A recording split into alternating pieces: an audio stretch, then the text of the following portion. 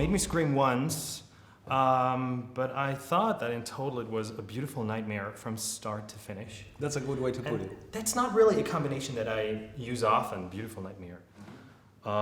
But it's also an R-rated movie with kids. And the first question that came up to my mind was, how did you manage that the child actors did not go home from set totally traumatized? Well, they're like, to be honest, the kids in the movie, they're not so young. They have 13, 14 years old, and kids these days are more aware of everything than kids from my generation were, at least. So they are more in contact with horror movies and creepy stuff in general, and also with like the more adult theme that the movie talks about.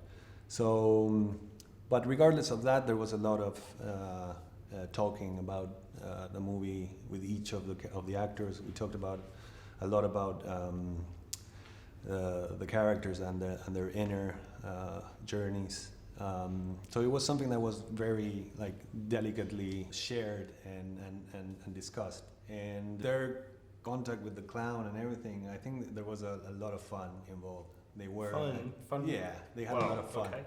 Fun in the way of like like watching a creepy monster like run towards you. There was a lot of expectation from them. I intentionally separated Bill Skarsgård from the kids for like 2 months. Right. Before, since the day that they arrived to Toronto, to the day that that scene in particular was shot, because I wanted to build that expectation in the kids, and it was a thrill for them. Speaking of the actors, in recent movies and also TV shows, when there's child actors, it always depends on the right choice. Let's say there's some examples where it doesn't really work out well, but this is an example where all the child actors are spot on, and we're not even talking about Bill Skarsgård. I mean, oh my God, he's perfect. But how much time did you spend finding the right child actor for each part?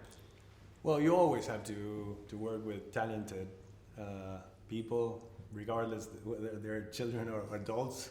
So that's a lesson that I learned way before this. And the process of finding the right actor for each character, for me,